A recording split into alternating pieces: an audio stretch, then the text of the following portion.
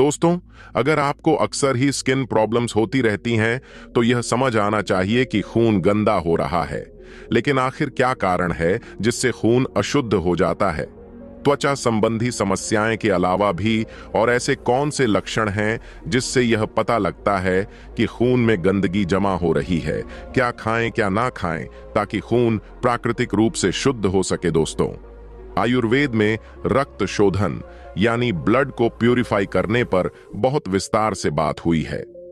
आयुर्वेद की उन्हीं संहिताओं में से बात करेंगे 3 तरीकों की, जो न सिर्फ असरदार है बल्कि करने में भी आसान है।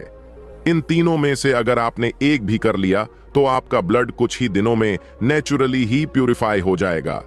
आइए तो फिर बिना किसी देरी के इस महत्वपूर्ण वीडियो को शुरू करते हैं। दोस्तों, एक बार एक गुरु अपने आश्रम में कुछ शिष्यों को खून को शुद्ध करने के बारे में बताते हुए कह रहे थे कि बेटा, खून को साफ रखना बहुत जरूरी है। बेटा, जैसे डिलीवरी बॉय के एरिया में रोड खराब हो, जगह जगह पर खड्डे हो, तो जाहिर है कि वह अपने काम को कुशलता पूर्वक अंजाम नहीं दे पाएंगे। इस वजह से वह पहुंचने में लेट होगा, जिससे उसे अपने कस्टमर से अच्छी रेटिंग भी नहीं मिलेगी। बस ऐसा ही कुछ आपके खून के साथ होता है, क्योंकि खून भी एक डिलीवरी बॉय है। ये हमारा खून ही है जो शरीर के सभी अंगों तक ऑक्सीजन, हार्मोन्स, विटामिन्स, मिनरल्स और बाकी न्यूट्रिएंट्स की डिलीवरी करता है। लेकिन कुछ कारकों की वजह से जब खून गंदा होने लगता है, मतलब उसमें टॉक्सिन्स बनने लगते हैं, तो ये टॉक्सिन्स ब्लड की रोड पर खड्डे की तरह काम करते हैं। खून गंदा हो तो ब्लड ऑन ऑर्गन्स तक न्यूट्रिएंट्स की डिलीवरी कुशलता पूर्वक नहीं कर पाता। अब आप सोचो, किसी भी ऑन ऑर्गन तक अगर खून ठीक से ना पहुंचे या ऐसा खून पहुंचे जिसमें टॉक्सिन्स हैं, तो क्या होगा? वही ऑन ऑर्गन में प्रॉब्लम आने लग जाएगी। इसीलिए यह बहुत जरूरी है कि टाइम रहते ही खून को साफ कर लिया जाए। लेकिन सवाल तो यही है कि कैसे पता चले कि हमारा खून गंदा हो रहा है? बेटा, हमारी बॉडी ना सिर्फ बड़ी बुद्धिमान है बल्कि हमारी दोस्त भी है। अगर ध्यान दें तो कुछ स्पष्ट लक्षण देखने को मिलते हैं जब खून गंदा होता है। सबसे महत्वपूर्ण है कि त्वचा में समस्याएं होने लगती हैं। बेटा, अगर आपको बार बार पिंपल्स होते हैं तो समझो ब्लड गंदा है। अगर जगह जगह खुजली होती है तो यह भी गंदे खून का लक्षण है। बेटा, आयुर्वेद के हिसाब से जब ब्लड में गर्मी बढ़ जाती है तो आपके त्वचा पर लाल रंग के चकत्ते पड़ सकते हैं।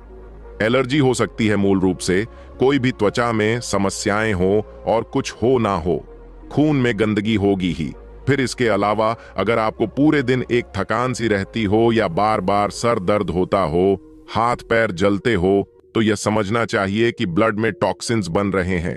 लेकिन ब्लड गंदा होता ही क्यों है बेटा? कुछ कारण तो ऐसे हैं जिन्हें हम खास कंट्रोल नहीं कर सकते, जैसे कि प्रदूषण बहुत बढ़ रहा है, खाने में कीटनाशक पड़ रहे हैं, पानी उतना साफ नहीं मिल पा रहा। लेकिन बहुत से ऐसे कारण भी हैं जो हमारे कंट्रोल में है। इनमें से सबसे महत्वपूर्ण है हमारा खान पान। यकीन मानिए, अगर हम सिर्फ अपने खाने को ही ठीक कर लें तो ब्लड को बहुत राहत मिल जाएगी। कुछ ऐसी चीजें हैं जिन्हें खाने से खून गंदा होता है। आयुर्वेद के अनुसार अगर आप बहुत ज्यादा तीखा, मिर्च मसाले वाला खाना खाना पसंद करते हैं तो आपके ब्लड में गर्मी बढ़ेगी, जिस वजह से खून गंदा होने के चांसेस बढ़ जाएंगे। गर्म तेल में तला हुआ खाना शरीर में इन्फ्लेमेशन करता है, जिस वजह से बहुत जल्दी ही खून गंदा होने लगता है। इसलिए बेटा, अगर आपको खून गंदा होने के लक्षण आ रहे हैं तो जितना हो सके समोसा, कचौरी, भटूरे, चिप्स जैसी चीजों से बचे। फिर आयुर्वेद के अनुसार कुछ ऐसे फूड कॉम्बिनेशन हैं जो खून को गंदा करते हैं। इनमें सबसे महत्वपूर्ण है दूध और नमक का एक साथ सेवन करना। अब आप सोचेंगे कि दूध में कौन नमक डाल के पीता है? बात सही है, लेकिन अक्सर ही हम रोटी को कोमल बनाने के लिए आटा दूध के साथ गूंथते हैं और फिर इसी रोटी को नमकीन सब्जी के साथ खाते हैं। हम बहुत बार नाश्ते में दूध के साथ नमक वाली पराठे खाते हैं या नमकीन के साथ दूध या चाय पीते हैं। कुछ सब्जियां बनाते हुए उसमें क्रीम डाल देते हैं। आयुर्वेद की माने तो त्वचा में समस्याएं होने के पीछे यह बहुत बड़ा कारण है। इसलिए दूध हो या मलाई हो, इनके साथ नमकीन चीज बिल्कुल नजरअंदाज करें। हाँ, दही में नमक डाल सकते हैं, छाछ भी डाल सकते हैं, घी मक्खन भी डाल सकते हैं, पनीर भी डाल सकते हैं, क्योंकि दूध, मलाई और क्रीम की एक सी प्रॉपर्टीज हैं, लेकिन प्रोसेस के बाद दही, छाछ, मक्खन, घी और पनीर दूध से अलग हो जाते हैं। बेटा, खान पान के अलावा एक और बड़ा कारण है खून गंदा होने के पीछे, वो है हमारे नकारात्मक भावनाएं। आप जब जब बहुत गुस्सा करते हैं, दूसरे को नुकसान पहुंचाने से पहले आप अपने ब्लड को एसिडिक कर रहे हैं। कहते हैं ना, क्यों अपना खून जला रहा है? यह कहा जाता है कि हमारी बॉडी में उस वक्त ऐसे केमिकल्स बनते हैं जिससे खून गंदा हो जाता है। इसलिए नकारात्मक भावनाएं जैसे कि गुस्सा, डर, जलना और घृणा से ऊपर उठने की कोशिश करनी चाहिए। लेकिन कैसे? एक बहुत ही अच्छा तरीका है डेली 10 मिनट प्राणायाम करना।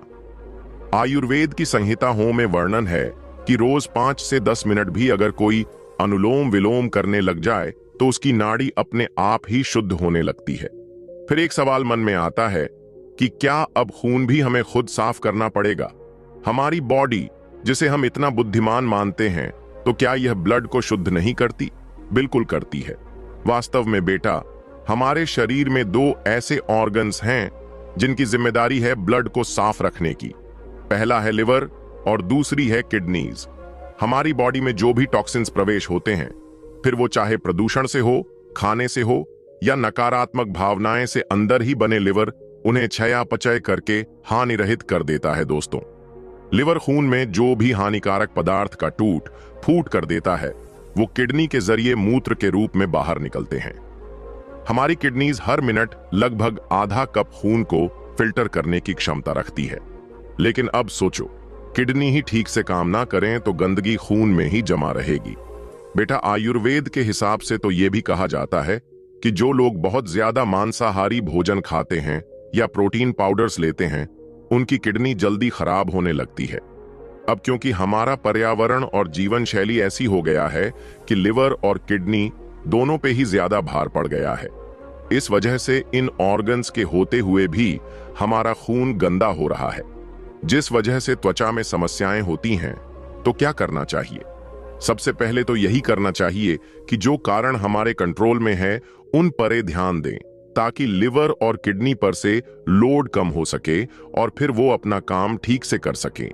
आयुर्वेद के हिसाब से अगर 15 दिन में एक बार उपवास कर लिया जाए तो शरीर के सभी ऑर्गन्स को आराम मिल जाता है और फिर वह पहले से भी बेहतर तरीके से काम करते हैं।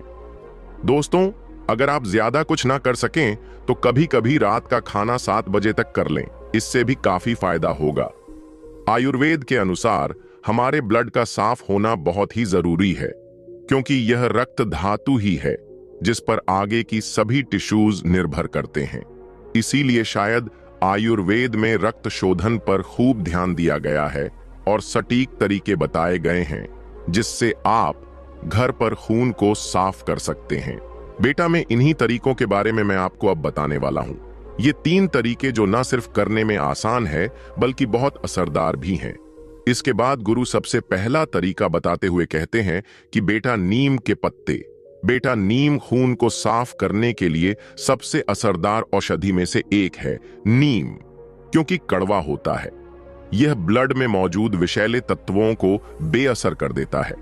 आज के टाइम में नीम को मुंहासे हटाने के लिए सबसे असरदार मान रहे हैं, इसीलिए तो नीम फेस वॉश इतने पॉपुलर हो रहे हैं।